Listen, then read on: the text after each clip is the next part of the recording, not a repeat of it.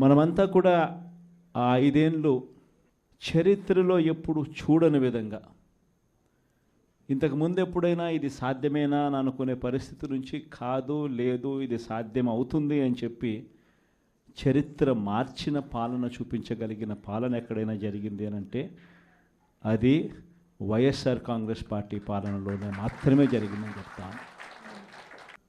ఈరోజు పరిస్థితి ఏమిటి అని చెప్పి ఒక్కసారి చూస్తే నేను చెప్పిన ప్రతి అంశంలో కూడా ఒకవైపున సూపర్ 6 గాలికి ఎగిరిపోయింది, సూపర్ 7 గాలికి ఎగిరిపోయింది, ఎన్నికలప్పుడు చెప్పిన మేనిఫెస్టో చెత్తబుట్టలోకి వెళ్ళిపోయింది, ప్రజలకు ఇచ్చిన మాటలు మోసాలుగా తేలిపోయాయి. మరోవైపున వ్యవస్థలన్నీ కూడా ఇప్పుడు నేను చెప్పిన వ్యవస్థలన్నీ కూడా విద్య, వైద్యం, వ్యవసాయం, గవర్నెన్స్ అన్ని వ్యవస్థలు కూడా తిరోగమనంలో కనిపిస్తూ ఉన్నాయి.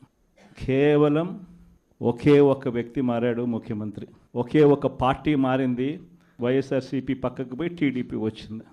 తేడా అంతే. ప్రతి వ్యవస్థ తిరోగమనం, ప్రజలకు అంతవరకు అందుతూ ఉన్న ప్రతి పథకం రద్దు, వీళ్ళు చేస్తామన్న ప్రతి పథకము మోసం, అబద్ధం.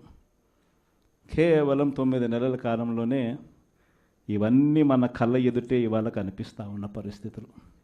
నేను అందుకనే చెప్తా ఉన్నా, ఈరోజు ఓడిపోయినా కూడా చెప్తా ఉన్నా, మనకి ఇంతకుముందు 50% ఓటు షేర్ వచ్చింది. ఈ ఎన్నికలు అయిపోయేసరికి మన ఓటు షేర్ 40%. ఒక 10% ఓటు షేర్ మనకు రావాల్సింది రాకుండా పోయింది. కారణం ఆ రోజు కేవలం మీ జగన్ అబద్ధాలు చెప్పలేకపోయాడు, అదొక్కటే కారణం. కానీ నేను చెప్తా ఉన్నా, మీ జగన్ అబద్ధాలు చెప్పలేకపోయాడు కాబట్టి అధికారానికి మనం దూరం అయ్యాం. కానీ అధికారానికి దూరం అయినా కూడా మీ జగన్ మీ గుండెల్లోనూ మీ మనసుల్లోనూ లీడర్ అంటే ఇలా ఉండాలి అని చెప్పి మాత్రం ముద్ర వేయగలిగారు.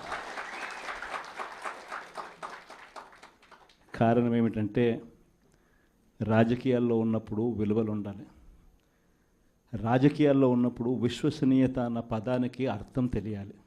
ఈ జగన్, మీ జగన్ మరో 30 సంవత్సరాలు రాజకీయాల్లోనే ఉంటాడు.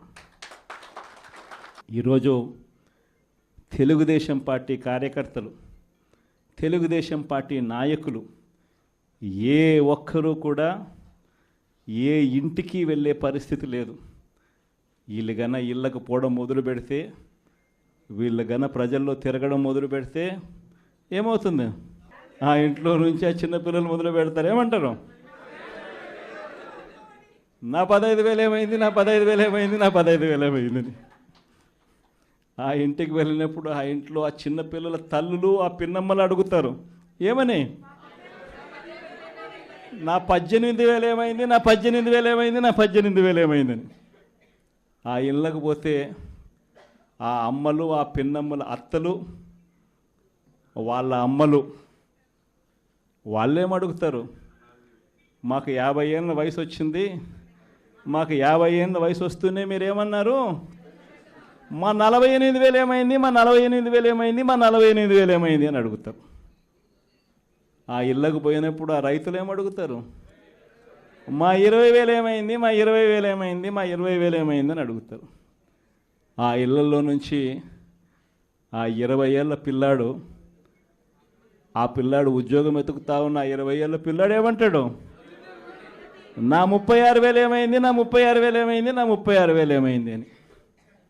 ఇలా చంద్రబాబు నాయుడు గారిని, ఆయన కూటమిని, ఆయన నాయకులను, ఆయన కార్యకర్తలను ఏ ఒక్కరూ కూడా ఇళ్ళకు వెళ్ళి, గ్రామాలకు వెళ్ళి, ఇళ్ళకు వెళ్ళి ఎవరిని కూడా వీళ్ళు కనీసం పలకరించే పరిస్థితి కూడా లేదు.